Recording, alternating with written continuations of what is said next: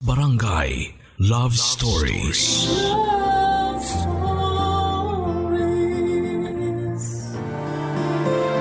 Marami ang nangangarap magkaroon ng anak. Marami rin naman ang hindi nangarap magkaroon kahit isa lamang. Ikaw, kapuso, nangarap ka bang magkaroon ng anak? Dear Papa Dudut, ako nga pala si Sharon, 35 years old at nangyari lamang last year ang kwentong gusto kong i-share sa inyo. Tungkol po ito sa naging pagbubuntis ko. Nagkaroon ako ng karelasyon at itago na lang natin siya sa pangalang Jiro. Mas bata siya ng 5 taon sa akin, Papa Dudut. Nakilala ko lamang siya sa Facebook. Nagkamabutihan kami kaagad dahil marami kaming pagkakaparehas. Sa una, nailang ako sa agwat namin sa edad pero pinatunayan naman niyang mature siyang mag-isip, Papa Dudut. Kaya hindi na rin po ako nag-atubili pang bigyan siya ng tsansa dahil alam ko namang magiging maayos siyang karelasyon. Sa unang buwan pa lamang namin ay aaminin kong may nangyari na kaagad sa amin. Yun ang simula ng problema ko noon, Papa Dudut. Hindi planado ang pagbubuntis ko at kinabigla ko yon. Alam ko namang nag-iingat kami dahil gumagamit si Jiro ng kondom. Ako kasi yung tipo ng babaeng mahilig talaga sa kaya nung single pa lamang ako'y aminado kung active ako sa ganong mga aktibidades.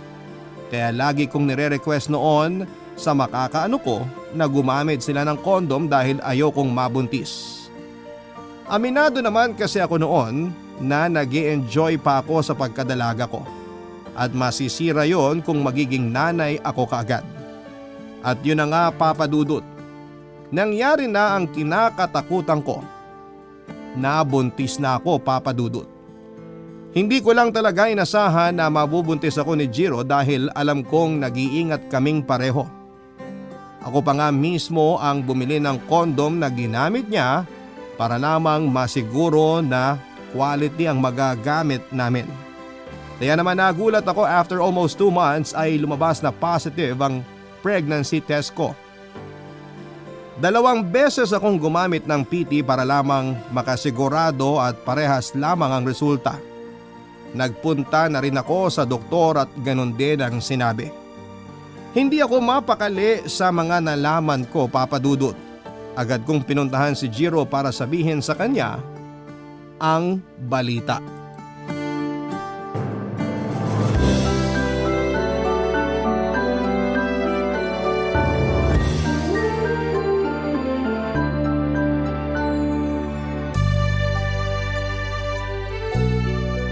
Saan tayo kakain?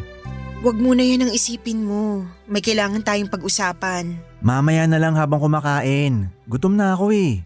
Ewan ko na lang kung makaramdam ka pa ng gutom after nang ibabalita ko sa'yo. Kahit ibalita mong end of the world na mamaya, magugutom pa rin ako. Seryoso ako. O sige, ano ba yun? May problema ba? Malaki. Pag-usapan na natin ngayon. Hindi ko alam kung paano mo to tatanggapin. Kaya kong tanggapin kahit ano. Dali na para makakain na tayo. Ang ingay na kasi ng sikmura ako eh. Buntis ako. Talaga? Galing ako sa doktor kahapon at confirmed nga. Buntis ako. Magdadalawang buwan na. Talaga? Alam ko na bigla ka. Hindi mo naman kailangang maging ama kung di mo gusto. Kasi ako, ayoko pa. Sino naman nagsabi sa'yo na di ko gusto maging ama? Teka nga, gusto mo? Kaya mo? Bakit naman hindi? Pues ako hindi ko gusto at hindi ko kaya. Mas malakas ka kumpara sa akin. Bakit naman di mo kakayanin maging ina? Hindi yan ang inaasahan kong reaksyon mo ha. Eh ano ba dapat? Kailangan ba magwala ako sa saya dahil magiging ama na ako? Magwala ka. Pero hindi dahil sa saya kasi hindi to tama eh. Ano bang hindi tama sa pagbubuntis? Blessing yan. Blessing para sa mga may gusto. Parusa to sa akin. Ako gusto ko. Kailangan parehas tayo, hindi pwedeng ikaw lang. Wala na tayong magagawa eh. Andyan eh. Paano ba to nangyari? Kasi may nangyari sa atin? Ilang ulit? Okay na bang sagot yon? Gumamit ka naman ng contraceptive, di ba? Oo naman, palagi. Ayaw mo mag-ano kapag wala tayong baon. Ayun na nga eh. So bakit ako nabuntis? Hindi naman 100% nag-work ang contraceptive. Sabi nga 99% lang daw effective. Kaya nga may mga nabubuntis pa rin kahit gumagamit ng pills o yung gumamit nung ginagamit natin. At ako pang minalas na mabuntis. Hindi yan malas. Blessing nga yan. Blessing para sa'yo. Huwag mong diktahan kung anong mararamdaman ko sa pinagbubuntis ko.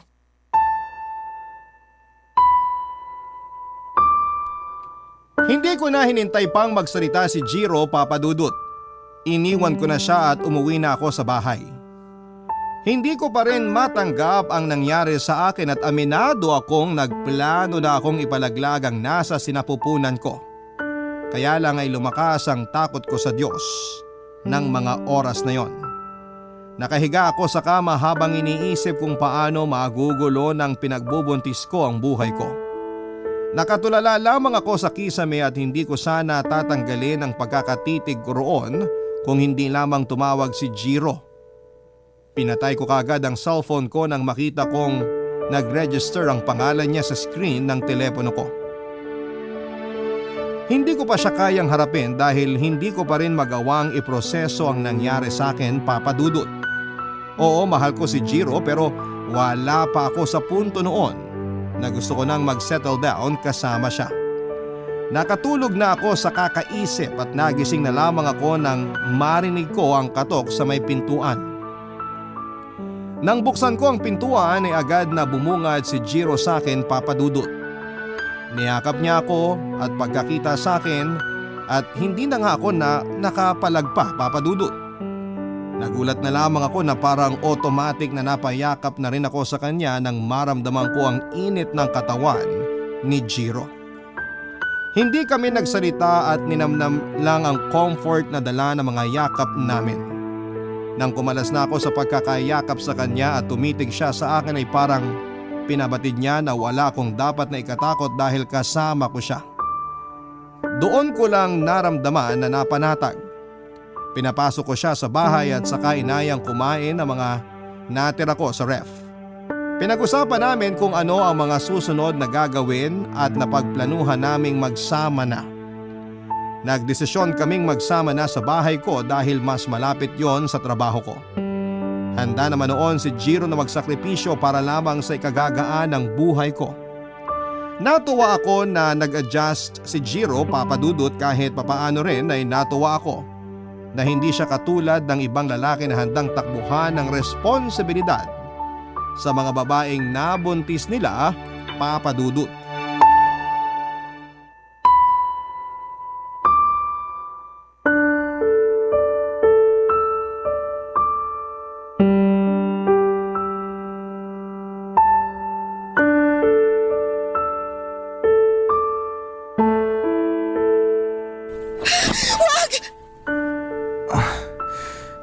Sharon, ayos ka lang?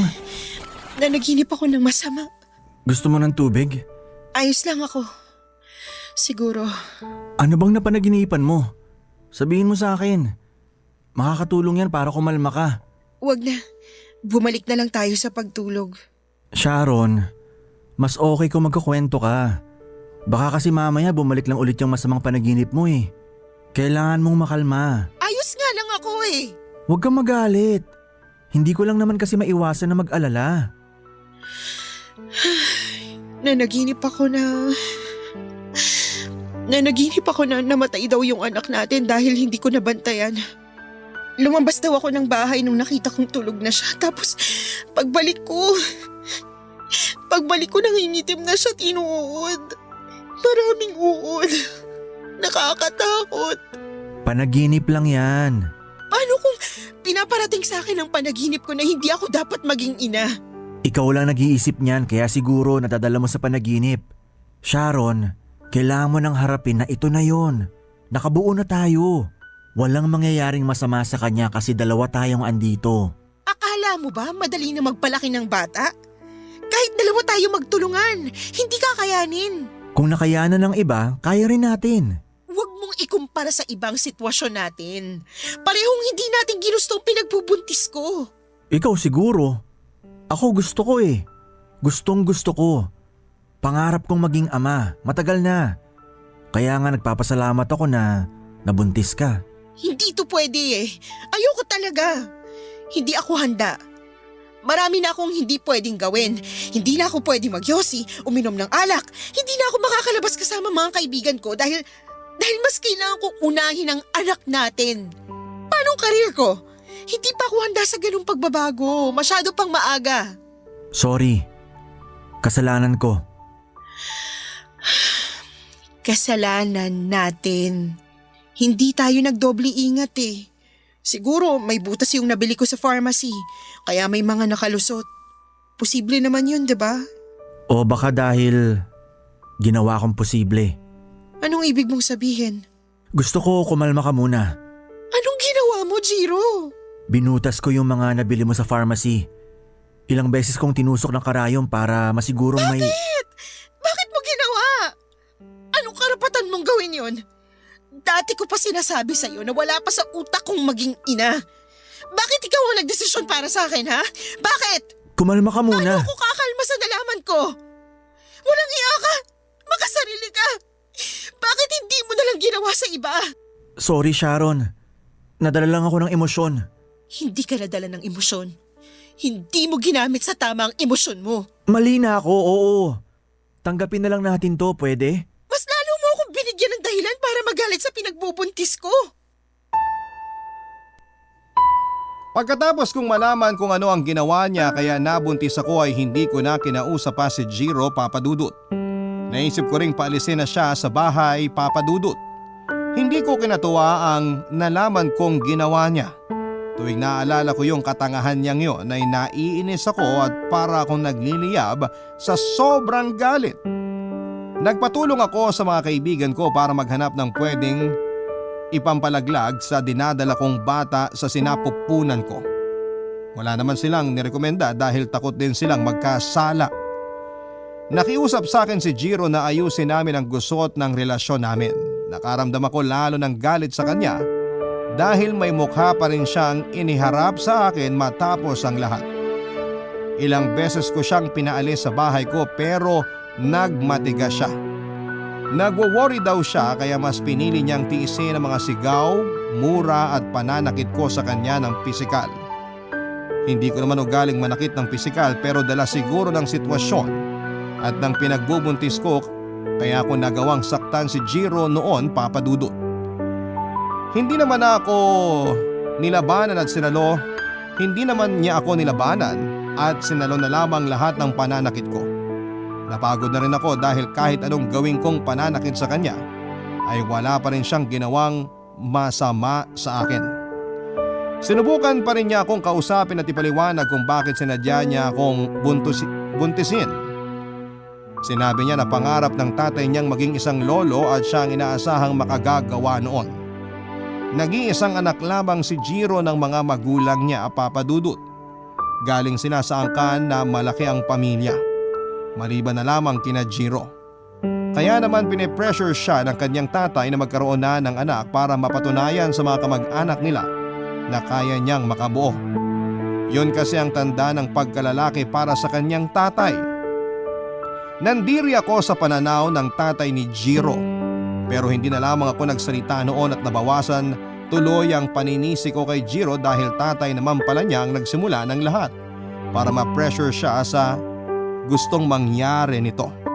Pero kahit gano'n na nga ang nararamdaman ko ay hindi ko pa rin siya magawang mapatawad. Hindi ko pa rin siya kinausap kahit na ilang beses na siyang nagmakaawa sa akin.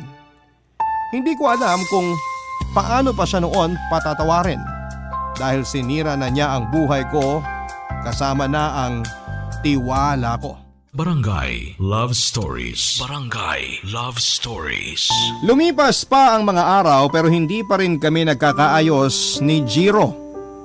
Hindi naman siya napagod na alagaan ako kahit panay ang taboy ko sa kanya. Hindi ako nakakaramdam ng awa sa kanya basta ang lagi ko lang iniisip noon ay yung pananadya niyang buntisin ako. Maaga siyang gumigising para ipagluto ako noon ng almusal bago ako pumasok sa trabaho. Siya na rin ang naglilinis ng bahay at lumalabas para sa mga pangangailangan namin kahit kaya ko naman. Madalas din niyang ipaalala sa akin ang mga schedule ng check-up ko at lagi ko siyang kasama noon sa pagpunta ng klinik kahit na ilang beses kong sinasabi sa kanya na kaya ko namang mag-isa. Hindi nawala ng prutas at ibang masustansyang pagkain sa ref dahil lagi siyang namamalengke. Sinisigurado niyang komportable ang pagbubuntis ko at na-appreciate ko naman yon. Kaya lang ang hirap makalimot sa kasalanang sinasadya niyang gawin. Pinagpatuloy niya ang pag-asikaso sa akin dahil nakasanayan na niya. Nauna na nga rin siyang bumili ng mga gamit ng bata kahit na maliit pa lamang ang tiyan ko noon. Ganon siya na-excite na maging ama at na-appreciate ko naman yon sa kanya, Papa Dudut. Hindi naging madali na pakisamahan ako. Pero napakahaba ng pasensya ni Jiro. Hindi ko man maamin sa kanya pero nakikita ko talagang magiging mabuti at responsable siyang ama sa magiging anak namin. Hindi ko na tinuloy ang plano kong ipalaglag ang baby namin dahil baka kung anong karma pa ang abutin ko. Saka unti-unting na-realize ko na baka pwede naman akong maging isang ina. Kung meron akong katulad ni Jiro na handang alalayan ako sa lahat ng bagay, alam ko noon nakakayanin ko ang lahat. Unti-unti ay nababawasan na rin ang galit ko kay Jiro at napapalitan ng pasasalamat dahil hindi niya ako sinukuan. Kahit na meron na siyang tsansa para makalaya sa akin noon, Papa Dudut.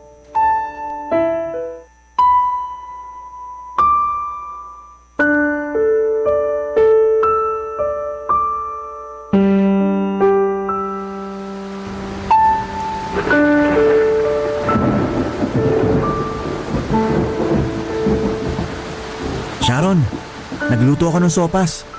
Bagay ngayong umuulan. Tara? Wala akong sinabi magluto ka ng sopas. Naisip ko lang kasi baka nilalamig kayo ni baby. Makakatulong yung sopas para mainitan kayo. Kung gusto mo akong mainitan, sana kape yung ginawa mo. Alam mo namang bawal sa'yo ang kape, di ba? Sabi yun ni Doc. Wala akong ganang kumain. Ikaw na lang kung gusto mo. Gusto ko lang humiga rito sa kama. Hayaan mo ako. Di ba sabi rin ni Doc na makakabuti ko maglalakad-lakad ka? Para di ka mahirapan pag manganganak ka na. Sa ayoko nga bumangon Bakit ba? Gusto mo dalhan na lang kita rito ng sopas? Bakit mo ba pinipilit yung sopas na yan, ha? Para makakain ka na. Ayoko nga kumain. Please? Especially yung sopas na niluto ko. Wala akong pakialam kahit yan ang pinaka-espesyal na pagkain sa mundo. Espesyal kasi birthday ko ngayon. Yay! Happy birthday sa akin. Sorry kung hindi ko naalala. Nako, wala yon. Kasalanan ko rin naman kasi di ako nakabili ng kalendaryo para rito sa bahay. Hayaan mo bukas, maghahanap ako. Malapit nang matapos ang taon. Pang next year na yung mabibili mo. Di magpapaprint na lang ako ng sarili nating kalendaryo para rin di mo makalimutan yung mga check-up mo. Tsaka yung schedule mo na pag-inom ng mga gamot. Lagi akong kinakabahan kapag di mo ako kasama Feeling ko di ka umiinom ng gamot sa tamang oras. Talo mo pa yung nanay ko sa pagsisermon? Pareho lang kami nag-aalala. Siyempre gusto namin maging maayos ka. Lalo ang baby natin. Birthday mo ngayon pero mas gusto mo pa rin pag-usapan ng gamot ko. Mas importante naman kasi yun. Importante rin ang birthday mo. Wala nang mas importante pa kesa sa pagbubuntis mo. Jiro, bakit? Ha? Bakit kahit anong klaseng pagtataboy ang gawin ko sa'yo, nandyan ka pa rin? Kasi nangako akong aalalayan kita. Hindi mo na ba maalala? Pwede ka namang gumaya sa iba na di tumutupad sa pinangako nila. Di kita masisisi kung ganun. Wala naman akong balak gumaya sa kanila. Si Jiro ako. Ibang tao ako. Gusto kong tumupad ng mga pinangako ko. Nakokonsensya tuloy ako. Ako nga dapat yung nakokonsensya Ako yung dahilan kung bakit ka nabuntis. Alam ko namang ayaw mo pero pinilit ko. Kaya siguro ang daling panindigan ng mga pinangako ko sa'yo kasi nagkamali ako Pinanindigan mo yung mga pangako mo kasi mabuti ka namang tao. Oo, nagkamali ka pero bumabawi ka. Para sa akin, yun naman yung importante, diba? Sharon? Ano yun? Baka lumamig na kasi yung sopas. Nakahain na kasi sa mesa eh. Baka dapuan din ng lamok. Okay lang ba na sa susunod na lang yung drama? Okay. Sa ganoong paraan at usapan ko napatawad si Jiro Papadudut. Hindi yun naging madali para sa akin at aminado naman ako na meron pa rin kaunting galit. Pero tinuturuan ko na ang sarili kong huwag yung i-project lagi kay Jiro. Kailangan naming magtulungan dahil hindi na lamang tungkol sa amin ang mga gagawin namin. Kaya naman kahit mahirap ay sinubukan ko pa rin makisama sa kanya. Naging maayos naman paunti-unti ang lahat, Papa Dudut. Lagi ko lang iniisip ang kabutihang nagawa sa akin ni Jiro para mas mapadali ang pagpapatawad ko sa kanya. Hanggang isang araw ay nagawa ko na. Isang araw ay hindi na ganong kasakit at kabigat ang nagawa niyang pagkakamali sa akin. Nabawi na niya ang tiwala ko at pinagdasal kong magtuloy-tuloy pa yon dahil kailangan naming pareho ang pagkatiwalaan ang isa't isa. Mas lalong pinagbutihan ni Jiro ang pag-aalaga sa akin. Walang oras na hindi niya pinaparamdam sa akin na kasama niya lamang ako sa lahat ng bagay. Napakaswerte ko na kay Jiro Papadudut. Alam kong hindi biro ang nagawa niyang sakripisyo para sa akin. Pinaramdam ko naman at sinabi sa kanya na masaya ako sa lahat ng ginagawa niya. Hindi siya nagbago sa akin at doon ko naisip na masaya na rin ako sa nagiging takbo ng relasyon namin ng mga panahong yon. Masaya akong dalhin sa sinapupunan ko ang nabuo naming bata. Nawala na ang alinlangan ko. Nawala na lahat ng takot at pangamba ko na baka hindi ako maging mabuting isang ina. Confident akong makakayanang punuon ang lahat dahil nasa tabi ko palagi si Jiro. Alam kong kahit na anong takot at problema ang iharap sa akin, basta hawak ko lamang ang kamay niya ay alam kong malalampasan ko ang lahat. Na-excite ako lalo na makita ang anak namin. Kulang na lang ay hilahin ko ang mga buwan para bumilis ang takbo ng oras at dumating na ang araw kung kailan manganganak na ako. Nahawa na ako sa excitement ni Jiro dahil wala siyang ibang bukang bibig kundi ang makita niyang hawak ko na sa mga bisig ko ang anak namin, Papa Dudut.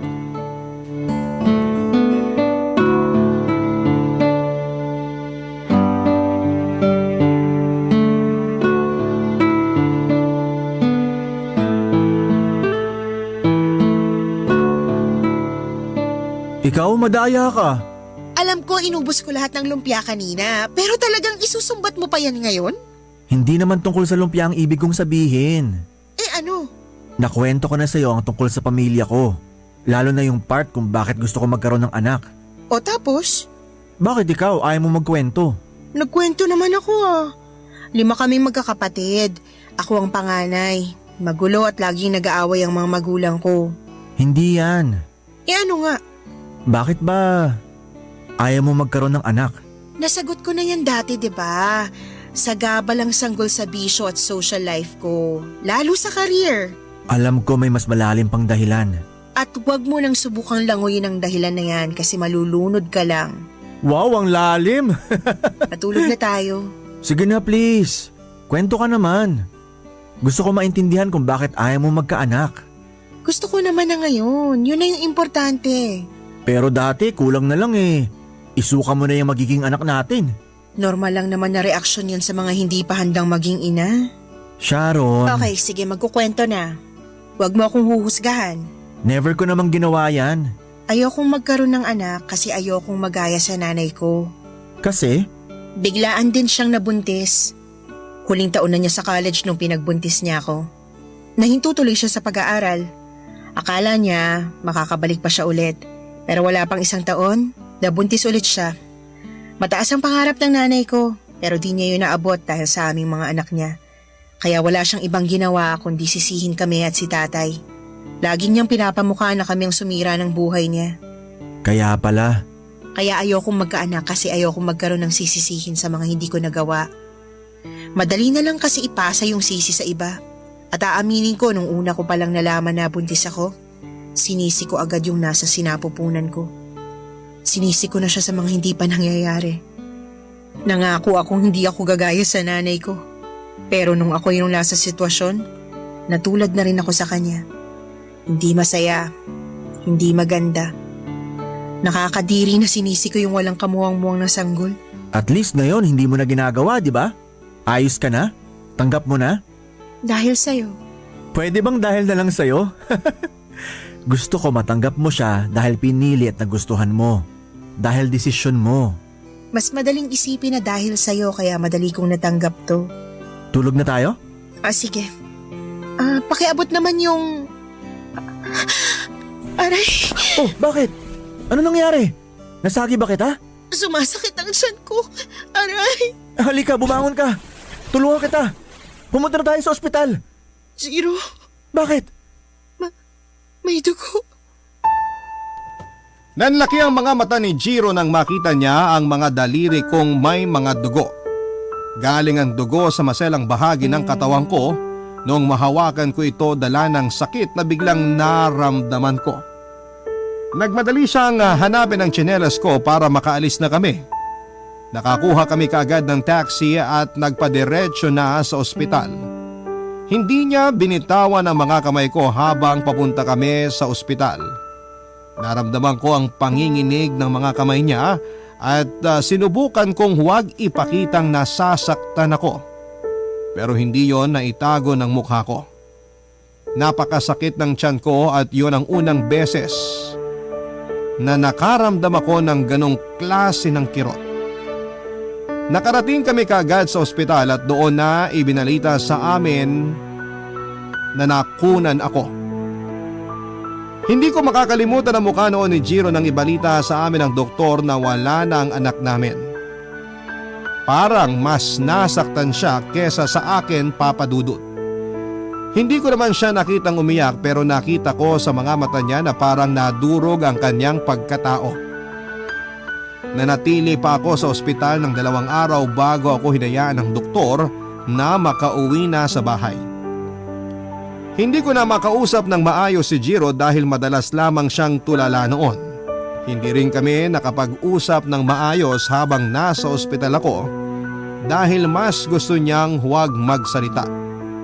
Naawa ako sa kanya dahil alam kong gusto na talaga niyang magkaanak pero nawala ang pagkakataon na pinakahihintay niya.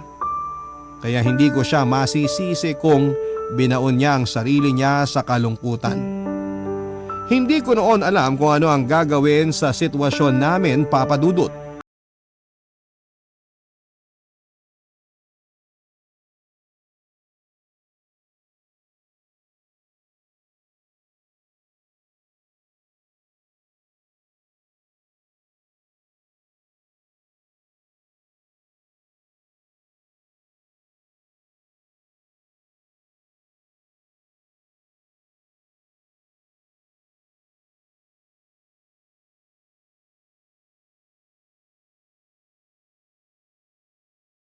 Barangay Love Stories. Barangay Love Stories.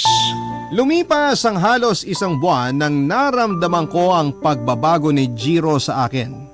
Hindi na siya kasing lambing at maalaga tulad ng dati.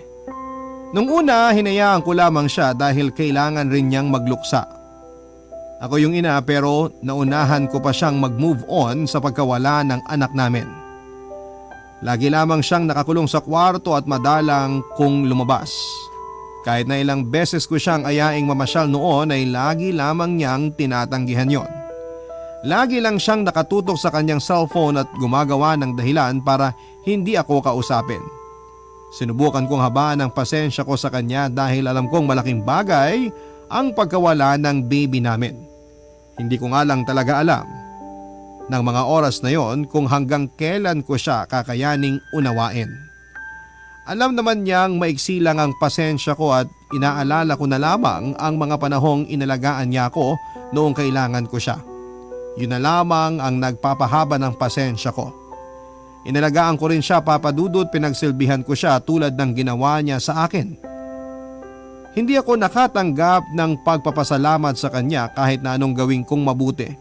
Pero kinalma ko ang sarili ko para hindi ako sumabog dahil kahit buwisit na ako sa kanya ay parang gusto ko pa ring suportahan siya kahit nararamdaman kong ayaw niyang tulungan ng sarili niya na makabangon. Hindi ko naman ma-open sa kanya ang tungkol sa nangyaring pagkawala ng anak namin sa tiyan ko dahil baka mas lalo lamang siyang tumiklop at magtago dahil sa kalungkutan.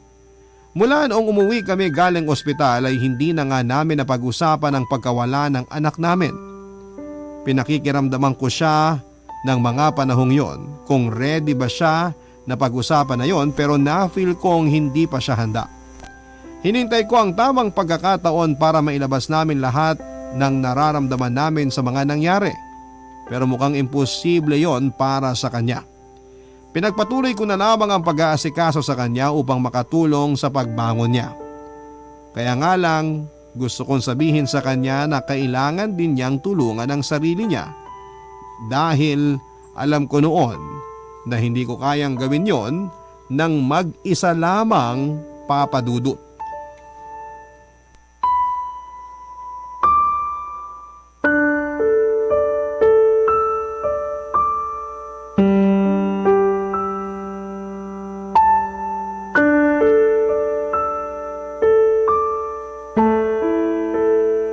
Jiro, Bakit?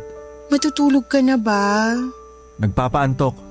Ako rin eh. Ah, okay. Good night. Teka, huwag ka munang matulog. Oh, kala ko ba nagpapaantok ka na rin? Bumubuelo lang ako. Buwelo saan? Nalambingin ka. Ah, Oh, yan lang bang sagot mo? Pahalik naman ako. Baka sakaling magising ang katawang lupa ko. okay. Good night. Ang cold naman ang halik mo. Malamig lang yung labi ko. Kakainom ko lang kasi ng tubig kanina. Hindi naman yung labi mong cold eh. Ikaw mismo. Hindi naman. Isa pang ang kiss dyan. Ah, teka lang ah. Nag-text yung katrabaho ko. Birthday pala ng boss namin ngayon. Nasa bar sila. Tapos? Magbibihis lang ako para makasunod na agad. Teka lang. Teka, akala ko ba matutulog ka na? Importante to eh. Mas importante kaysa bigyan ng oras ang relasyon natin? Araw-araw na tayong magkasama. Wala pa ba akong oras para sa'yo? Kahit naman magkasama tayo, pinaparamdam mo pa rin sa akin na parang wala ka pa rin sa tabi ko eh. Ni hindi mo nga ako pinapansin kung wala kang kailangang ipahanap o tanungin. Ikaw lang nag-iisip niyan. Kasi itong pinaparamdam mo sa akin eh. Masyado ka lang sensitive. Siguro nga sensitive ako. Kasi ramdam na ramdam ko yung pagiging cold mo. Akala mo ba hindi ako nagtitiis na pinaparamdam mo sa akin? Hindi ka na katulad ng dati, Jiro. Pagod lang ako sa trabaho. Marami lang akong iniisip na kailangang gawin. O gusto mo lang takbuhan yung pagkawala ng anak natin? Ayoko ng away. Kailangan natin mag-usap para di tayo umabot sa away. Nag-aaway na nga tayo ngayon eh. Kasi umiiwas ka na naman. Alam ko mabigat sa'yo ang nangyari. Tanggapin na lang natin na wala na talaga yung anak natin. Mag-move on ka na please. Bakit ang dali lang para sa'yo na sabihin yan? Kung makapagsalita ka parang di nawala ng anak ka. Parang damit lang ang nawala sa'yo eh. Akala mo ba madali para sa akin na mawala ng anak ha? Pakiramdam ko naman madali lang para sa itong nangyari. Pabor pa nga ata sa'yo kasi una pa lang naman ayaw mo na talaga ituloy yung pinagbubuntis mo eh. Anong pinagsasabi mo dyan? Kailangan ko lang maging matatag kasi paghuhuna tayo eh. Hindi na kita makapitan, kaya ako na yung gumagawa ng paraan para maisalba tayo pareho. Hindi ko kailangan ng tulong mo. Hayaan mo lang ako. Yun ang kailangan ko ngayon. Kung mabilis ka naka-move on sa anak natin, wag mo akong igaya sa'yo. Kasi mas minahal ko ang anak natin kaysa sa'yo.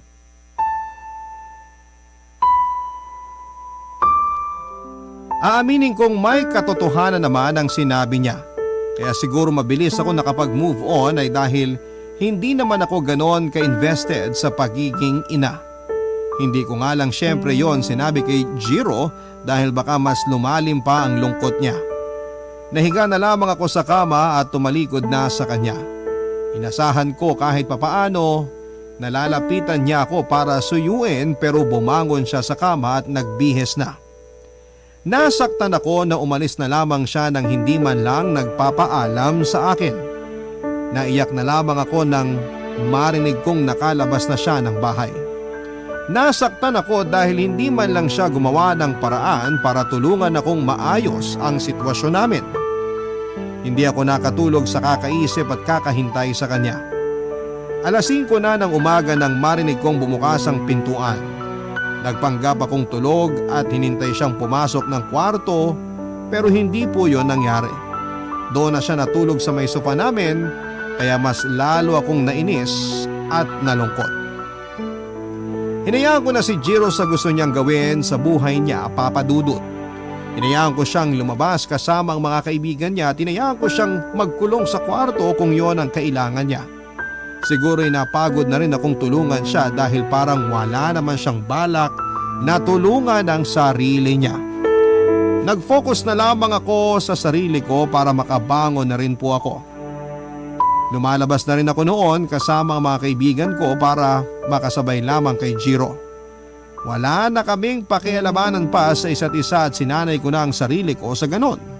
Alam kong anytime noon ay pwede na kaming maghiwalay at hinihintay ko na lamang sa kanya na manggaling yon. Hanggang isang araw ay napansin ko ang pagbabago sa kanya.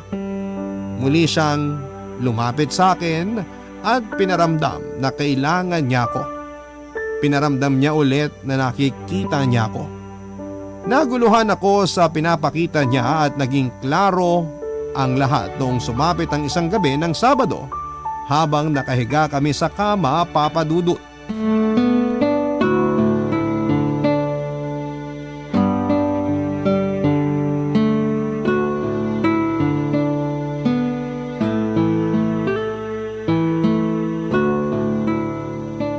Sharon, Kung nagugutom ka, may natira pa akong adobo sa ref. Ipainit mo na lang. Huwag mo na akong storbohin. hindi naman ako gutom sa pagkain. Gutom ako sa ano. Ano bang kailangan mo? Maaga pa ako bukas. Ang init naman ng ulo mo. Pakis naman. Ano bang problema mo? Problema ko kung kailan mo ako hahalikan. Solusyonan mo na tong problema ko. Ano bang problema mo? Bakit bigla ka nagkakaganyan? Kasi namimiss kita. Namiss kong hawakan ka, lambingin ka, yakapin ka. Namiss kong alam mo na, paisa naman dyan. Wala akong gana. Gawan mo na lang ng paraan yung init na nararamdaman mo. Good night. Huwag ka namang cold. Ako pang sinasabihan mo ng ganyan? Ikaw ang una ng lamig. Nahawa lang ako sa'yo. Kaya nga bumabawi na ako. Eto na oh. Pahalik naman. Ano ba, Jiro? Sige na. Para makabuo ulit tayo. Makabuo ulit? Ay. Gusto mong bumalik ako sa dati, di ba? Bumuo ulit tayo ng baby. Yun lang ang paraan para maging okay na tayo. Wala pang 2 buwan na nakunan ako. Konting konsiderasyon naman. Pwede na yan. Yung katrabaho ko rin naman nakabuo sila agad after makunan eh. Huwag mo kong igaya sa kanila. Sana man lang tinanong mo ako kung gusto kong makabuo ulit tayo.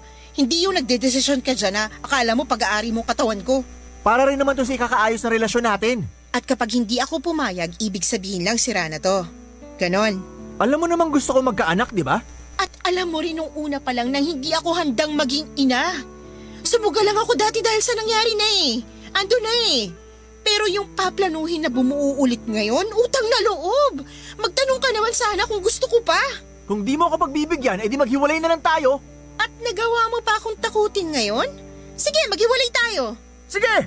Para makahanap na ako ng papayag na buntising ko. Eh di good luck.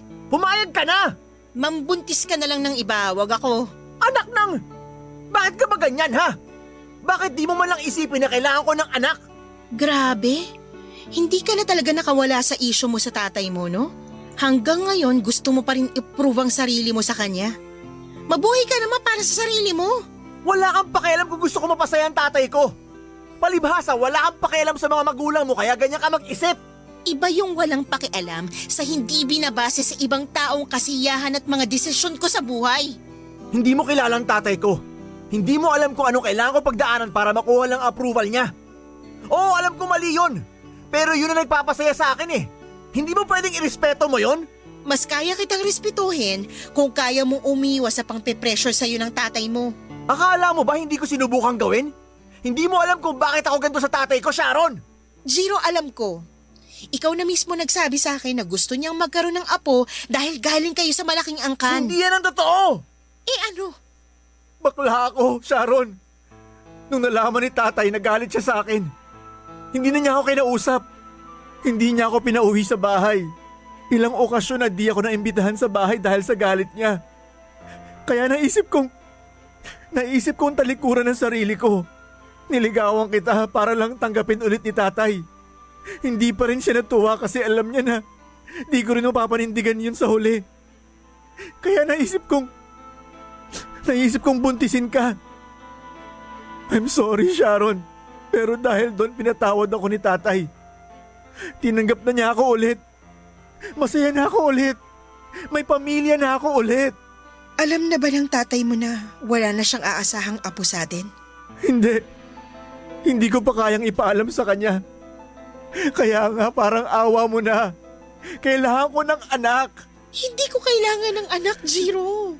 Mas lalong hindi ko kailangan magpagamit sa'yo para lang matanggap ka ng tatay mo. Please, Sharon. Hindi mo ko makukumbinsi na tulungan kang magtago sa katauhan mo. Hindi ako papayag na gamitin mo para mapagtakpan kung sino ka. Masyado kang duwag, Jiro. Hindi ng tatay mong problema rito eh.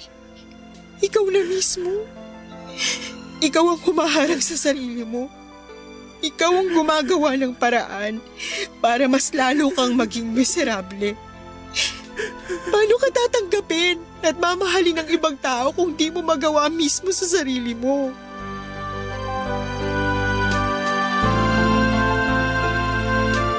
Hindi ko na napigilang umiyak habang sinasabi ang mga huling linya kong yon kay Jiro Papadudut. Nakita kong umiyak na rin siya at marahil ay sinubukang intindihin ang gusto kong ipaunawa sa kanya. Nang gabing yon ay pinalis ko na rin siya sa bahay ko at tinapos ko na ng tuluyan ang relasyon namin, lalo na noong nalaman kong hindi naman talaga niya ako minahal. Nasaktan ako dahil napamahal na ako sa kanya sa maiksing panahon na nakasama ko siya. Pero mas nangibabaw sa akin ang galit dahil ginamit niya lamang ako.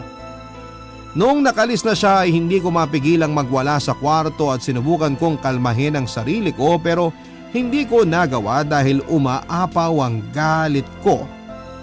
Papadudot, mabuti na lamang talaga at nawala ang anak namin. Aaminin kong sinadya kong ilaglag ang bata, iyon ang katotohanang hindi ko sinabi kay Jiro dahil alam kong mawawasak siya. Pero sa nalaman ko ng gabing yon ay naisip kong patas na kaming dalawa. Dahil sa nalaman ko kay Jiro ay mas lalo lamang nawala ang guilt ko sa pagpapalaglag ng anak namin. Naisip ko lang, kung nabuo ang batang yon ay kawawa lang siya dahil gagamitin lamang siya ng ama niya sa maling paraan. Parang hindi ko kayang sikmurain na mabuhay ang batang yon para lamang gamitin sa pansariling interes. Sa ngayon ay sinusubukan ko mag-move on sa nangyari sa amin ni Jiro. Wala na rin po ako naging balita sa kanya na kinatuwa ko dahil mas napadali ang paglimot ko sa kanya. Hindi na po siya nag-attempt na lapitan pong muli ako. Noong mga unang araw na nagkahiwalay kami. Siguro ay nahiya na rin siya dahil sa panggagamit niya sa akin. Kung sakali mang balang araw ay magkita ulit kami ay hindi ko po siya kayang patawarin. Hindi ko naman sinasara ang pintuan ko sa pagpapatawad pero gusto kong mangyari yon kapag tama na ang panahon. Hanggang dito na lamang po ang aking liham sa inyo, Papadudot, at maraming salamat. Ang inyong kabarangay forever, Sharon. Nagustuhan ng iyong napakinggan? Ituloy yan via live stream sa www.gmanetwork.com/radio. Barangay LS 97.1 Forever!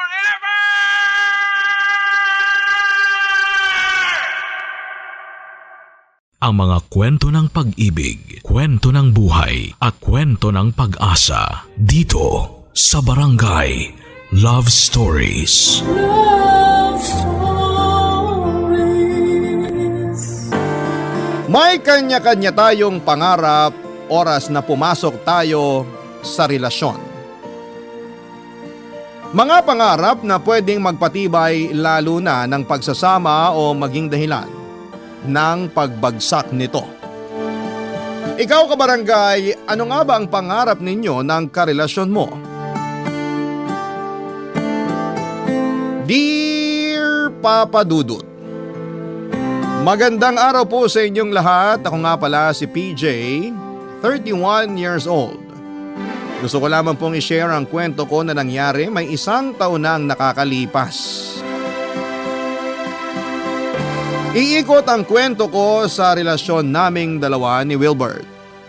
Kaedad ko lang din, halos 10 years na rin kaming magkarelasyon. Pareho naman kaming legal sa side ng pamilya namin, kaya nakadagdag yon sa kagustuhan naming maging forever na ang relasyon naming dalawa. Hindi naman nagkaroon ng komplikadong problema ang relasyon namin. Naging peaceful ang pagsasama namin dahil magkaugali kami at hindi kami ma-issue na mga tao. Nagsama na rin kaming dalawa sa isang bahay para makatipid kami at para mas makilala pa ang isa't isa. Mas tumibay nga ang relasyon namin mula noong nagpasya kaming magsamang dalawa. Mas minahal namin ang isa't isa at hindi ko inakalang posible palang pangarapin mong makasama ang isang tao hanggang sa ibang buhay. Ganon ko kamahal si Wilbert at alam kong ganon din naman siya sa akin. Tulad ng ibang magkarelasyon ay nangarap din kaming maging maayos ang buhay namin. Ninais naming maging stable sa buhay para sa future ng pagiging pamilya namin. Napag-uusapan namin yon madalas kaya marami na kaming naplano bago pa kami umabot sa punto na nagbalak na kaming bumili ng bahay at lupa. Kahit nga hindi naman ganoon kalaki ang sahod namin ay nagtiwala kami sa isa't isa na mabibili namin ang pangarap naming bahay tulad ng iba. Na-inspire kami sa mga group sa Facebook kung saan ay nakapagpatayo na ang karamihan ng bahay. Doon din kami nakakakuha ng paraan at tips para madali kaming makapag-ipon para sa pangarap naming bahay. Inipon naming lahat ng nakita namin at halos mapuno na ng screenshots mula sa Facebook ang aming mga cellphone. Natuwa lang din ako na dedicated at ganado rin si Wilbert para sa pagbili ng bahay. Kaya naman naging madali na ang pagkakaroon ng inspirasyon sa amin para ipagpatuloy ang plano namin, Papa Dudut.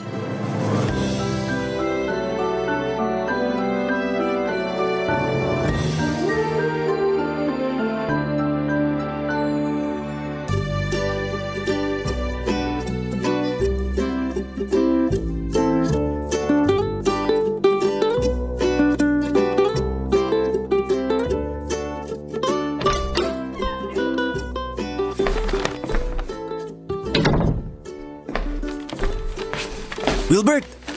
Oh, bakit ngayon ka lang umuwi ha? Di ka man lang nag-update. Mamaya ka na magbunga nga. Pero pag ikaw kahit mahal na araw pwede. Shhh! Mamaya na sabi eh. May binili ako. Gumastos ka na naman. Di ba usapan natin magtitipid na tayo para sa dream house natin? Kaya nga ako gumastos para sa dream house natin. Ha? Ay, hindi kasi muna hintayin yung sasabihin ko bago magbunga nga eh. Sorry, na-stress lang ako nung sinabi mong may binili ka. Bumili ako ng arinola. Ayaw mo na ba sa banyo natin? Ha? Bakit kailangan mong bumili ng arinola? Di naman yan kasama sa budget kasi pwede naman tayong umihi sa banyo, di ba? Hindi naman natin iihian yung arinola. Huwag mong sabihin balak mo diyang kumain. Hindi tayo mayaman. Pero sobra naman na kung sa arinola pa tayo hihigop ng sabaw. Lalagyan natin to ng ipon natin para sa dream house natin. Parang mas kampante ako maglagay ng pera sa alkansya o sa bangko. Kasi yung arinola, ihi ang iniipon dyan, di ba? Pakicorrect na lang ako kung mali. Ihi naman talaga. Akala ko hindi mo alam. Pero sabi ng matatanda, swerte kapag naglalagay ng pera sa arinola. Mas mabilis ang pag-iipon. Kung ano-anong pamahiin ang nalalaman mo, PJ. Ano sa susunod? Yung rice cooker dapat lagyan na ng medyas para bumango yung paa. Ito naman, ayaw kong seryosohin. Paano ko ba naman kasi seseryosohin yung sinasabi mo? Naturuan ako nung bata pa ako na iniihian ng arinola. Yun lang ang purpose niya sa buhay. Wala ba kayong pamahiin sa inyo tungkol sa arinola? Ganito ba ang sagot ko kung meron? Kasi nga sa probinsya namin, uso ang paglalagay ng pera sa arinola. Kaya nga sa mga sari-sari store pansinin mo, laging arinola ang lalagyan. Lalo na kapag barya. Mas matunog, mas maingay ang swerte. Nakakita na ako ng mga tindahan na may pulang maliit na arinola na nilalagyan ng pera. Pero akala ko na-recycle lang nila dahil baka butas na. Kaya mas magandang i-repurpose na lang. Ew, mas kadiri naman yung iniisip mo. Inihian na yung arinola tapos i-repurpose para lagyan ng pera? Aba malay ko ba? Baka may pamahiin din na kapag pumanghi ang pera dahil sa arinola, mas dadami. Bagong bili tong arinola, no? Tsaka sakto pula para swerte. Parang sa mga Chinese. Baka naman pumanghi ang pera natin kapag nilagay at binabadyan ha. Gusto kong mainis sa'yo pero panalo kasi ang sense of humor mo eh. Kaya nga patay na patay ka sa akin, di ba? Ang kapal mo. Kasing kapal mo tong takip ng arinola. Basta di yan mapanghi, okay lang na ikumpara mo ako dyan. Oh, basta. Mag-iipon na tayo. At dito natin ilalagay lahat sa arinola na to. Malaki tong binili ko, hindi kagaya ng mga nasa store. Kasi malaki ang kailangan natin para makabili tayo ng bahay. Bakit ba ayaw mong idiretso na lang sa bangko yung ipon natin? Kasi nga raw swerte kung ipapadaan muna sa arinola. Tuwing mapupuno ng pera tong arinola, tsaka natin ibabangko. Ang proseso naman ng pamahiin mo? Kung di lang kita mahal. Kaya lang mahal mo ko, no? Kaya sa arinola tayo mag-iipon. Mahal kita. Mahal din kita kahit magpapaniwala ka sa arinola. Ipinagpatuloy namin ang usapan habang nagmemeryenda kami ng hopyang baboy at malamig na orange juice. Iyon kasi ang naging tradisyon namin tuwing pinagpaplanuhan namin ang future namin. Pakiramdam namin noon natutupad ang mga plano namin kapag sinasawsaw namin ang hopyang baboy sa nagyeyelong orange juice.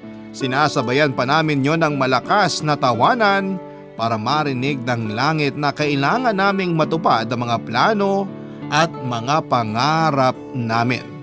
Kung hindi ba naman maingayan si Lord sa lakas ng tawa namin, ewan ko na lang talaga. Napag-usapan namin noon ng mga gusto naming bilhin sa bahay namin habang kaharap ang pulang arinola.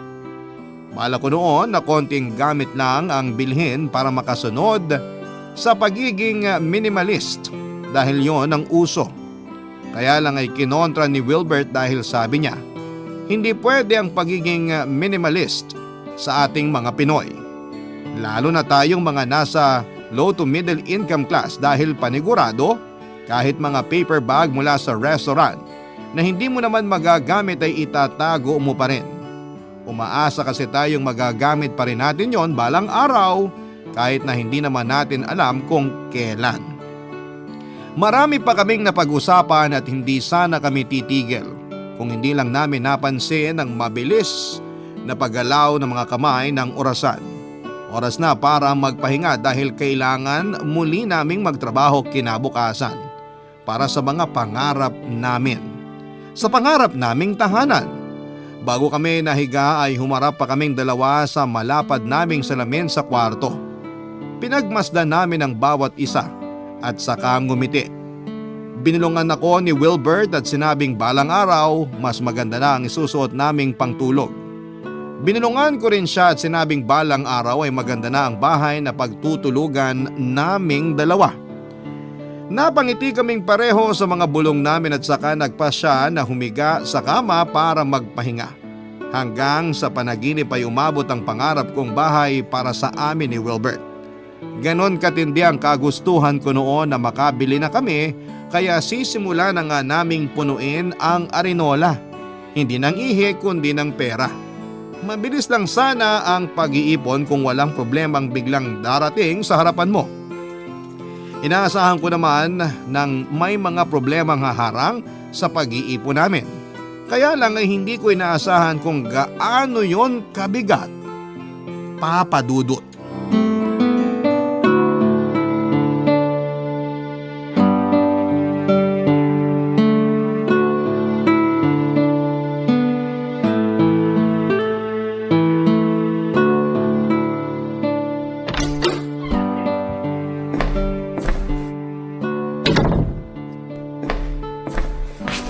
PJ, Oh, bakit ngayon ka lang? Di ka malang nag-update. mamaya ka na magbunga nga. Pero kapag ikaw kahit mahal na araw, pwede. Seryoso ako. Ano bang nangyari? Kailangan ba natin ng hopyang baboy at orange juice sa usapang to? Ni tubig nga hindi ko mainom. Sabihin mo sa akin lahat. Napaskam ko yung pera ng opisina. Paanong… Hindi ko alam ang gagawin ko. Teka, paano ba nakalusot ang scam na yan sa'yo? Hindi ko rin alam. Ikaw pa naman itong may trust issues lagi sa mga binibili online man o hindi. Paano nangyaring na scam ka? Hindi ko talaga alam. Ang bilis lang ng pangyayari. Basta, ang bilis. Hindi ko inaasahan. Ipaliwanag mo kaya sa akin para maintindihan ko. May kinausap kasi akong supplier ng computer parts. Tapos namurahan ako dun sa offer niya. Hindi ko na pinag-isipan kung mapagkakatiwalaan ko ba kasi ang dami niyang sinend na proof na marami na siyang nabenta. Umuha ako agad. Nagmadali akong bilhin yun kasi kailangan na sa office eh. Saka gusto ko na magpa-impress kay boss. Magpa-impress? Kasi gusto ko ma-promote agad. Kapag nakakuha ako ng magandang deal sa computer parts na kailangan ko, sigurado na ang promotion sa akin. Ay, at anong nangyari? Napatalo ko. Hindi na ba nagawa ng paraan para maibalik yung na-scam? Hindi ko muna na-report kay boss kasi natakot na ako eh. Alam kong palpak na. Sinubukan ko namang ayusin ng ako lang. Tinawagan ko yung bangko pero wala na ring nagawa. After nyan, sinabi mo na sa boss mo. Hindi pa. Wilbert, sabihin mo na. Sasabihin ko lang sa kanya kapag may pangbabahid na ako. Malaking halaga ang kailangan ko. Saan ka nyan kukuha? Sa Arinola. Wilbert, PJ, intindihin mo naman ako. gusto kitang intindihin. Pero hindi magiging sapat yung nailagay natin sa Arenola para sa ipangbabayad mo sa boss mo. Uutang ako. At saka meron naman tayong ibang naitabi sa bangko, di ba? Di hamak na mas malaki kesa dun sa laman ng Arinola natin. Oo, pero… Ibabalik ko rin, pangako. Suportahan mo na lang muna ako. Kasi kung hindi ko maibabalik yung pera, matatanggal ako sa trabaho. Pag natanggal ako sa trabaho, paano yung hulog sa Arinola? Paano yung pangarap nating bahay? So babalik tayo sa simula. Sorry kung ganun ang mangyayari. Kukunin ko lang sa kwarto yung Arenola. Bumili ka ng hopyang baboy at magtitimpla ako ng orange juice. Pag-uusapan natin yung susunod na gagawin. Nakabili na ako ng hopyang baboy kanina pa. Nasa loob ng bag ko. Alam kong kakailanganin natin yun ngayon. Magtimpla ka ng orange juice. Kukunin ko lang yung Arenola. Mabigat ang loob kong kinuha ang pulang Arinola sa ilalim na parte ng cabinet namin. Niyakap ko pa yon bago balikan si Wilbert sa sala. Nakapagtimpla na siya ng malamig na orange juice at nailabas na rin sa kanyang bag ang hopyang baboy. Inalok na niya sa akin ang mga yon bago kami nagsimulang pag-usapan ang susunod na plano. Nawala ng tamis ang orange juice sa akin. Hindi ko na-enjoy ang hopyang baboy tulad ng dati.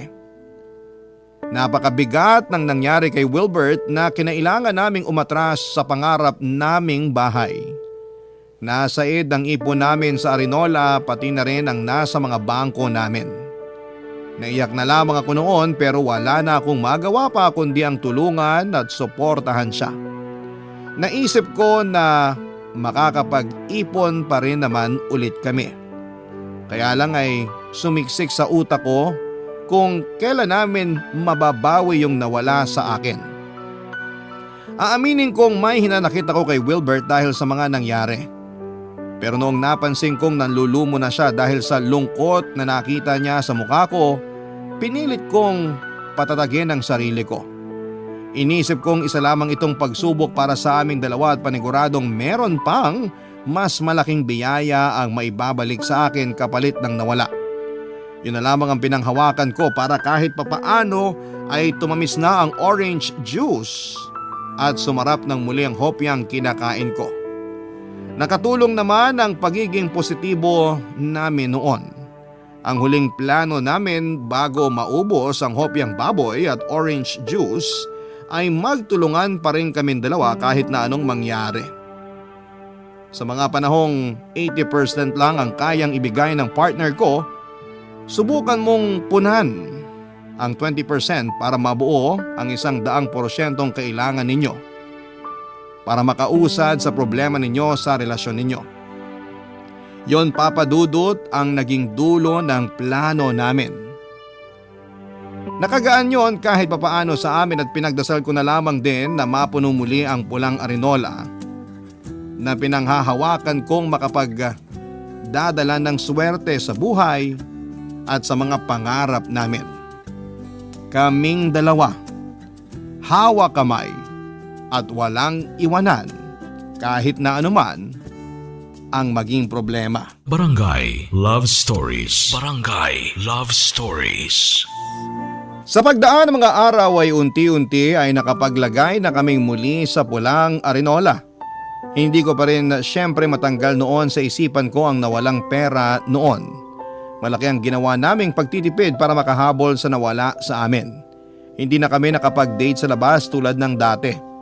Nakakailang painit kami sa mga ulam na nabibili namin sa karinderya na binabaon na rin namin sa aming mga trabaho. Nabawasan na rin ang mga pagkakataon na bumibili kami ng hopyang baboy at orange juice. Hindi dahil hindi namin yun afford kundi dahil wala pa kaming susunod na plano. May mga pagkakataon noon na gusto kong sisihin si Wilbert sa mga nangyari. Pero pinigilan ko ang sarili ko dahil alam kong hindi yon makakatulong sa sitwasyon namin. Ayoko rin namang magkaroon ng problema ang relasyon namin dahil lang sa isang pagkakamali niya. Lagi ko na lamang binabalikan yung mga panahong nagsakripisyo siya sa relasyon namin para lang may pangbawi sa nagawa niyang pagkakamali. Hindi man naging madali ang magpatawad noon pero kinaya ko dahil mahal ko siya. Papa Dudut, akala ko ayun na ang huling beses na magagalaw namin noon ang arinola. Pero hindi pala. Hindi ko inakalang muling mababawasan ang laman noon at dahil na naman kay Wilbert. Isa na namang panibagong pagsubok yon sa amin samantalang hindi pa ako nakakahabol sa pagpapatawad sa kanya sa unang beses na unang ginalaw namin ang arinola. Isang araw, Papa Dudut, habang naglalagay ako ng dagdag ipon sa arinola ay napansin kong parang nabawasan ang laman noon. Hindi naman malinaw ng 100% ang alaala ko. Pero alam ko kung hanggang saan na ang inabot ng ipon namin doon. Alam ko kung ilang libo ang nabawas doon sa unang tingin pa lamang. Nakaramdam ako ng kaba at una kong naisip ay si Wilbert. Hinintay ko siyang makauwi ng bahay para kumprontahin siya at hindi ako mapakali noon habang naghihintay sa pag-uwi niya. Inaral ko ang mga tamang salita na gagamitin sa paghaharap naming dalawa. Kaya lang ay iba pa rin ang lumabas sa bibig ko noong nakaharap ko na siya mismo, Papa Dudut.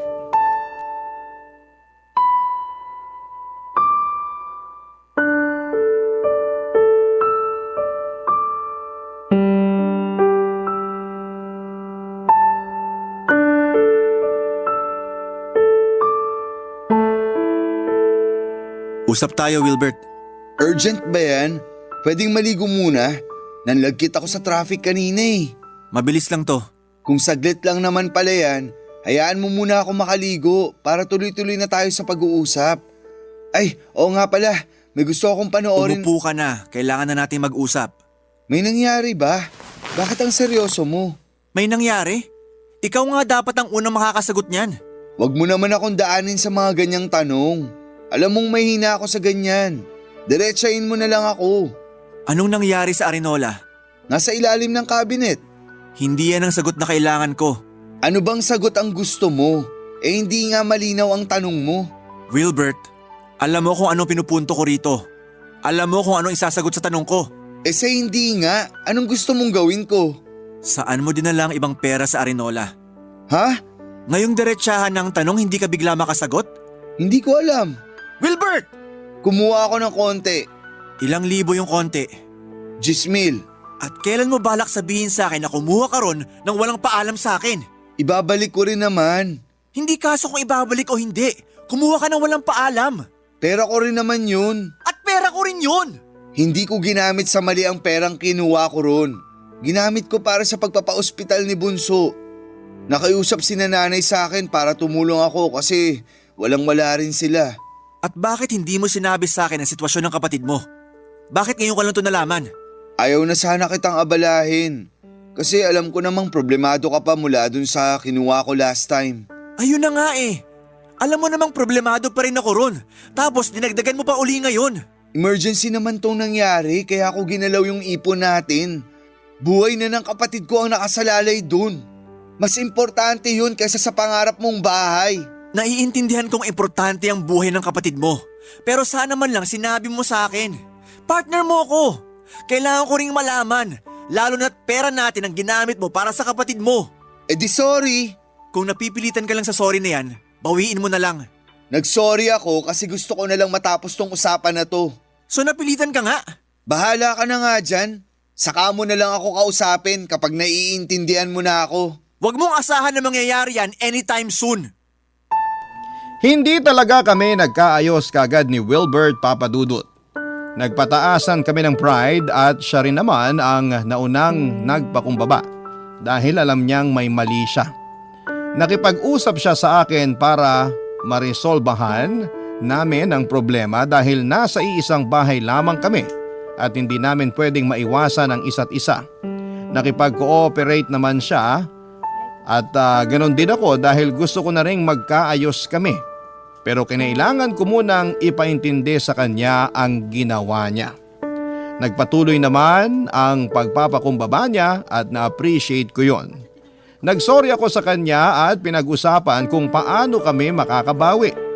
Hindi rin kasi biro ang kinuha niyang pera dahil nga nagsisimula pa lamang kaming muli sa pag-iipon.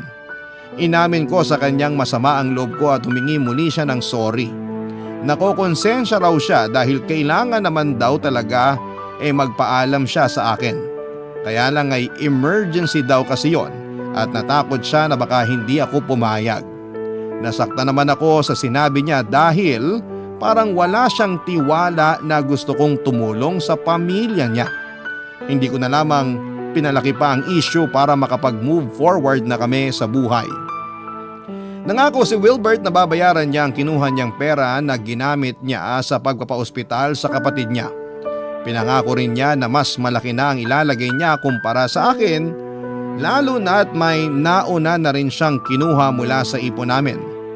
Nalungkot ako dahil malaki ang sinakripisyo ko sa araw-araw at nagtitiis akong hindi bumili ng mga gusto ko para lamang makapag-ipon kami. Pero napakadali para sa kanya na kunin ang perang sabay naming inipon. Kaya lang nangyari na at wala naman akong magagawa pa. Pagkatapos noon ay nawala na ako ng tiwala kay Wilbert pagdating sa pera namin sa Arinola. Lagi ko na yung binabantayan at madalas ay hindi na ako mapakali noon kapag nasa loob siya ng kwarto na mag-isa at kasama ang Arinola. Hindi ko naman yon sinabi sa kanya dahil masasaktan siya. Pero nahalata niya dahil minsan ay nahuli niya akong binibilang ang laman ng Arinola, Papadudut.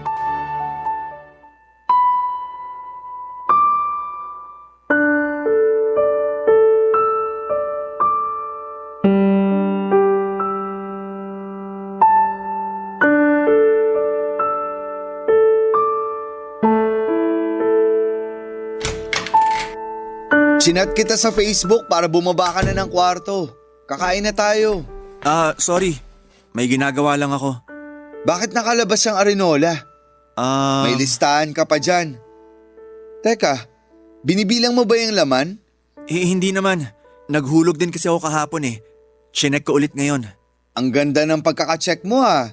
Nakalista lahat kung ilan ang tig-1,000, 500 at 100 piso. Kulang na lang pati serial number ng pera nakalista na rin. Binibilang ko lang naman. Ano bang masama?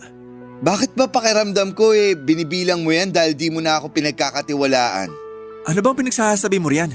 Ramdam ko namang wala ka ng tiwala sa akin pagdating dyan sa Arinola Ikaw lang ang nag-iisip niyan. Talaga ba? Guni-guni ko lang ba yung pagbabantay mo sa akin lagi rito sa kwarto?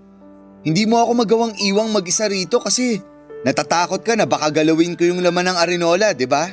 Alam mo, Ilang beses kang nagmamadaling puntahan ako rito sa kwarto kapag nauuna akong pumanik dito. Panay ang sulyap mo sa cabinet na akala mo laging kinakailangang bantayan niyang Arinola. Siguro tama ka nga. Oo, ganyan nga. Mabuti at umamin ka rin. Masisisi mo ba kung gano'n na ako mag-isip ngayon? 2 beses ka nang kumuha sa Arinola. Tandaan mo yan. Pinaalam ko sa'yo yung una. At yung pangalawa? Mauuwi na naman ba to sa away? Kakaayos lang natin ha. Kung hindi mo naman minasama yung pagbabantay ko sa Arinola, hindi tayo aabot sa ganito. Mamasamain ko talaga. Kasi nagmumukha akong magnanakaw sa sarili kong pera eh. Hindi mo lang to sariling pera. Pera ko rin to. Alam ko. Baka gusto mo ring idein na mas malaki ang karapatan mo dyan sa Arinola dahil nakailang hugot na ako dyan. Kung pwede, bakit hindi? Yan na ba ang nagagawa sa'yo ng pera? Ito ang nagagawa sa akin ng pangarap ko. Sabi na eh, para na naman sa pangarap mong bahay. Pangarap nating bahay. Normal lang naman na di agad masunod ang plano. Pero sana masusunod yung plano kung naging maayos ka lang. Nagsorry na ako, di ba? Ilang beses na ako nagmakaawa sa'yo na patawarin mo na ako. Pero may bubog ka pa rin pala sa akin. Hindi kasi ganun kadaling kalimutan yon dahil magkasunod yung ginawa mo. Ilang beses ko bang kailangang mag-sorry, PJ? Hanggat di ko nakukuha yung bahay na pangarap ko, hindi magiging enough ang sorry mo. Ah, talaga? Wag na lang natin palang ituloy na bumili ng bahay. Kasi mukhang hindi naman magiging enough ang sorry ko. Di wag na. Wag na, no? O sige, basagin na lang natin tong Arinola na to. Wilbert, wag! Akala ko ba swerte ang dala ng Arinola na to? Bakit puro kamalasan ang inaabot ng relasyon natin dahil dito? Wag mong isisi sa Arinola ang palpak na desisyon mo.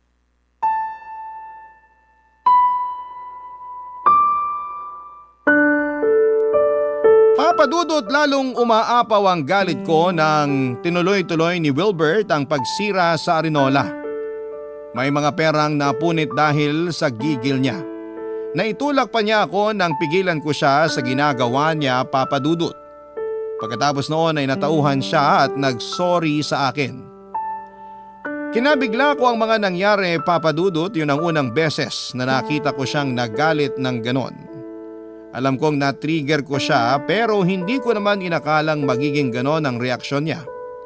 Natahimik kaming pareho pagkatapos mag-sink in ang mga nangyari. Nagkatinginan lamang kami pero wala ni isa sa amin ang gustong maunang magsalita, Papadudot. Napaupo ako sa sahig at napasandal sa gilid ng kama.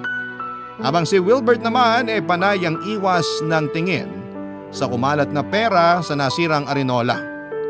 Nagtatalo marahil ang isipan niya kung pupulutin niya ang mga yon at susubukang ayusin ang Arinola. Walang may alam na natili kami sa ganong sitwasyon ng halos 1 oras.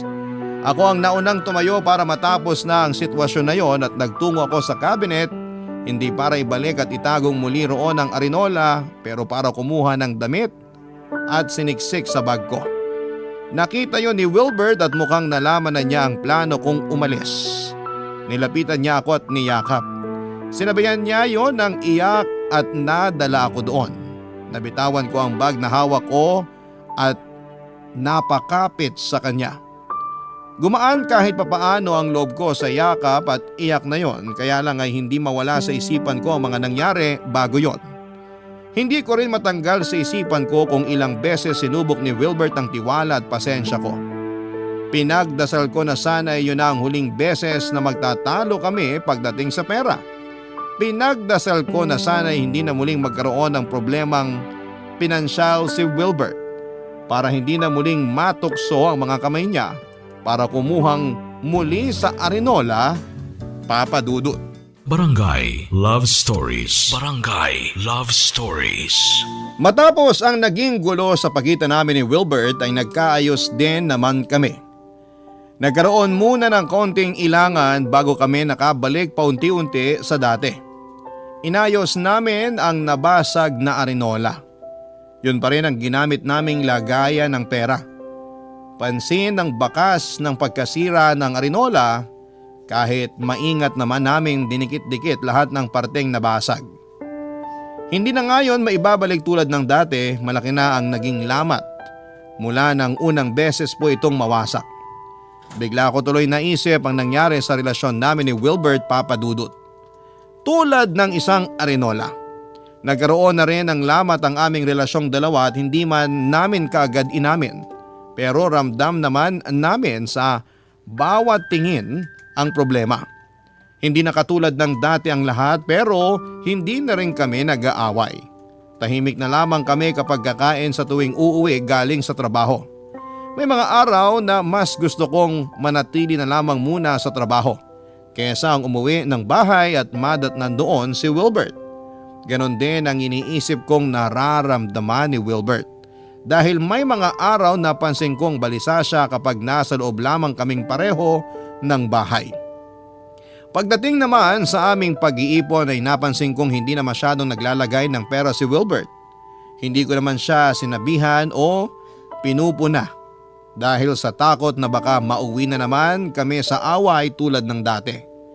Kinakatakutan ko na umabot kami sa isang maliit na away dahil paniguradong lalaki yon tulad ng dati. Ako na lamang ang nagsusumikap na maglagay ng pera doon dahil lang sa kagustuhan kong makabili na. Pakiramdam ko ay yun lang noon ang paraan para guminhawa ang gulong na mamagitan sa relasyon naming dalawa. Kapag ako ang nasa kwarto noon at wala pa si Wilbert, panay pa rin ang bilang ko ng perang nakalagay sa loob ng arinola. Nakalista pa rin ang mga perang nandun at hindi ko yon pinakita o pinahalata kay Wilbert dahil alam kong sasama na naman ang kanyang loob sa akin. Kaya naman na-monitor ko pa rin ang laman ng arinola. Kaya agad kong napansing nabawasan na naman nang minsang binilang ko ito. Nanginginig na naman ang katawan ko sa galit. Unang rumihistro sa utak ko si Wilbert. Hinintay ko siyang makauwi galing sa trabaho para kumprontahin muli at noong pagkakataon na yon ay may iba na akong bala laban sa kanya. Kaya alam kong hindi siya makakailag at masasapol ko na siya papadudot.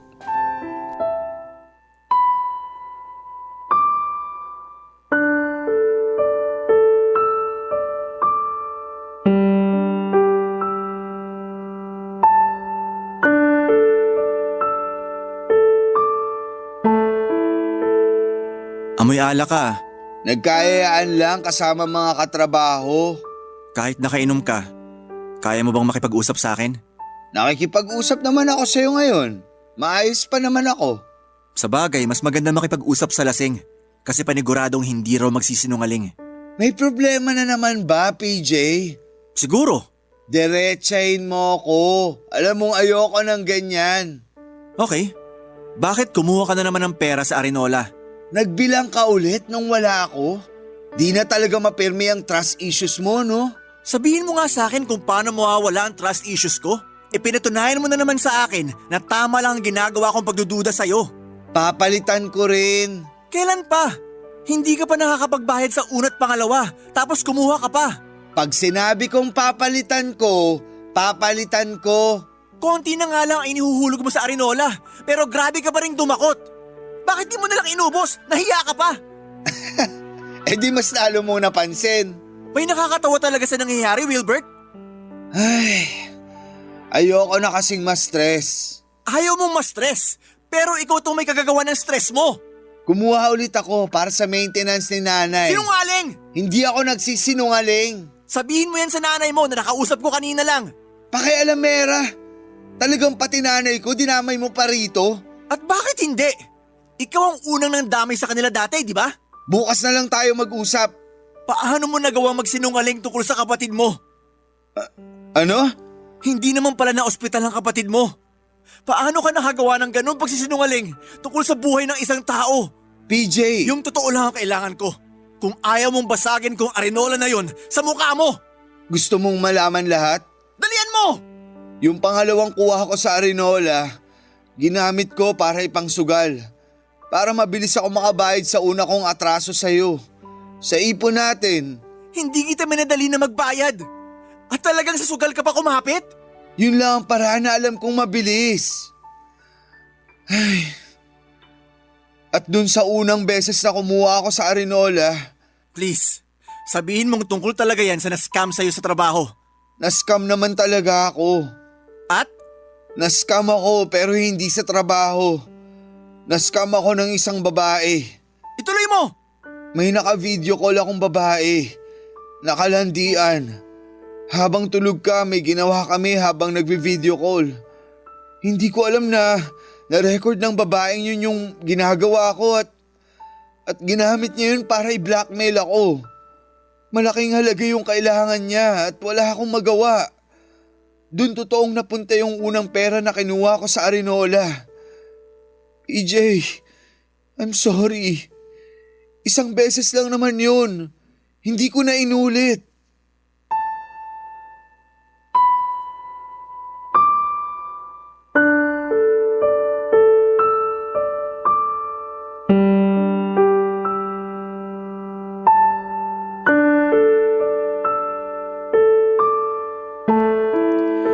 Papadudot, hindi ako makapaniwala sa sinabi ni Wilbert.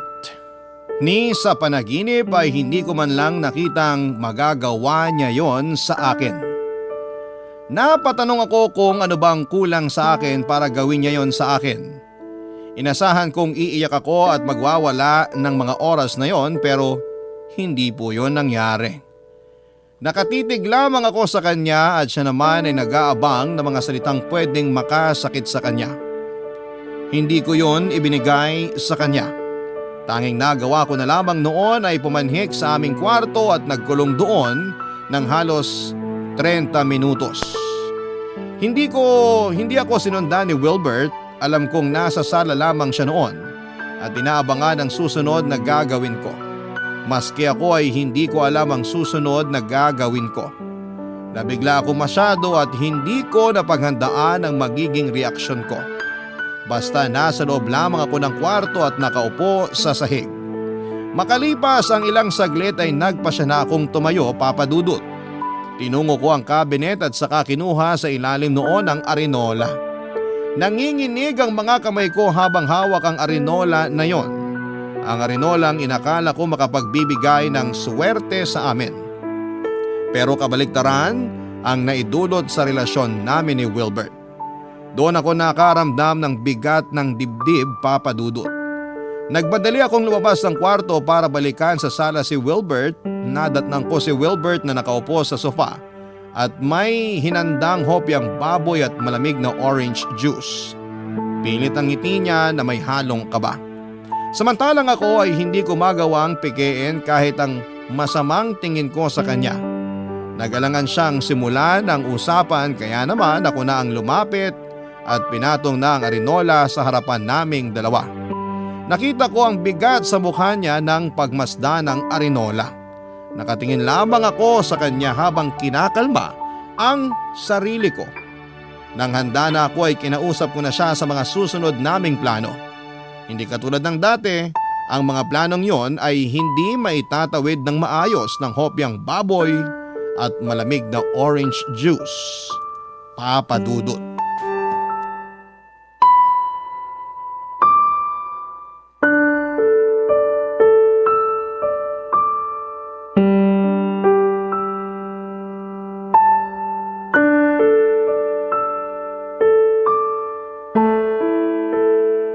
Kumain ka muna. Wala akong gana. Maaayos din natin to. Alam ko. Thank you. Akala ko kasi ayaw mo nang ayusin to. Magkano pa yung kailangan mo para sa babaeng ng blackmail sa'yo? Konti na lang naman na. Kasya na kaya tong laman ng arinola? Oo. At kung hindi naman, pwede naman akong umutang kina nanay. Aabalahin mo pa sila. Maiintindihan nila ako. Bakit? Kaya mo na bang sabihin sa kanila kung bakit kailangan mo ng pera? Hindi naman kailangang sabihin sa kanila. Paano pag nagtanong? Hahanap ng dahilan. Maghahanap ng dahilan? O gagawa na naman ng kasinungalingan? Baka mamaya sabihin mong ako naman ang na-ospital. Hindi kita tutulungan dyan. Hindi naman ganyan. Basta, ako nang bahala. Ikaw ang bahala, pero iba ang nagdudusa. Ayusin na lang natin to.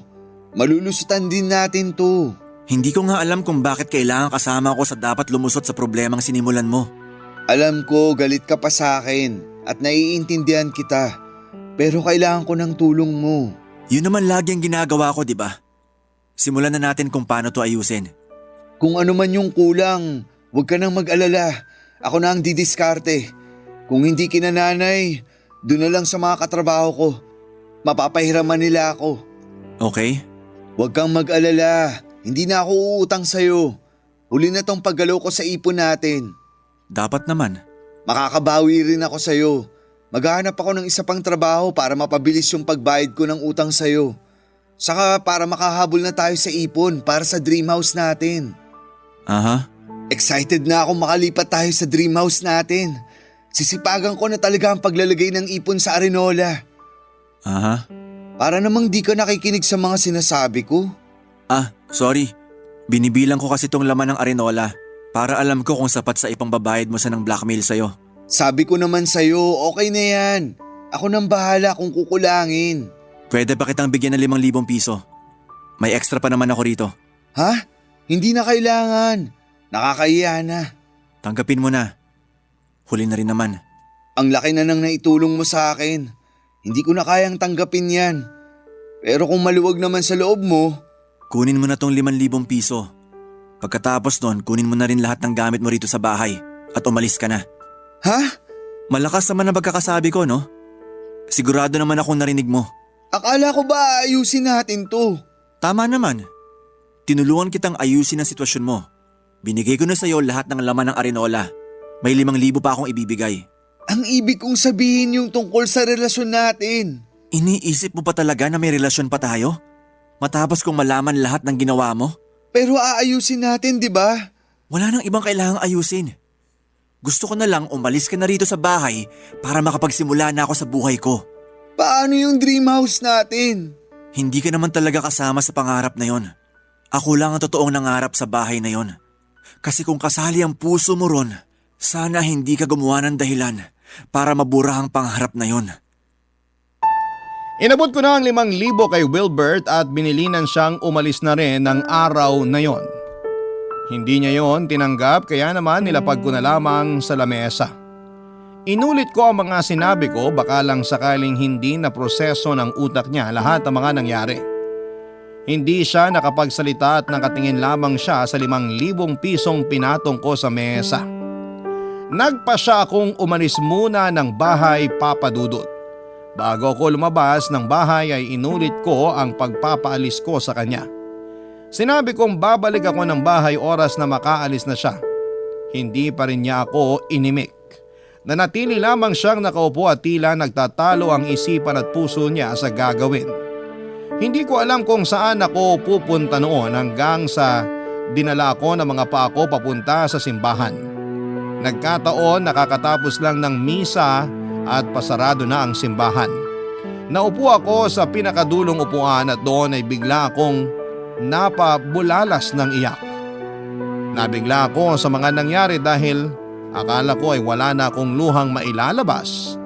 Pero doon lang nag-sink in sa akin lahat ng sakit na idinulot ni Wilbert sa akin. Madaling araw na ako nang makauwi at pagkarating sa bahay ay wala na ang mga gamit ni Wilbert.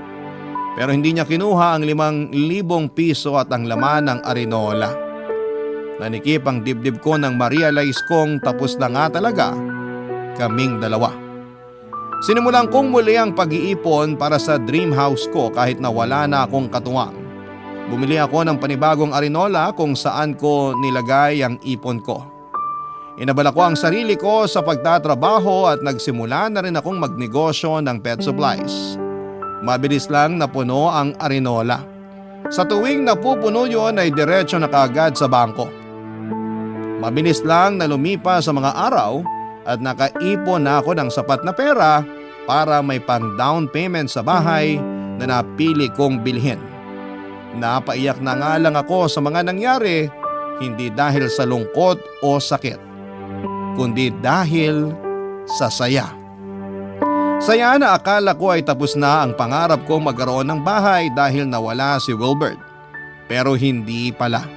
Nag-iba lang ang direksyon at oras pero natupad pa rin ang pangarap ko.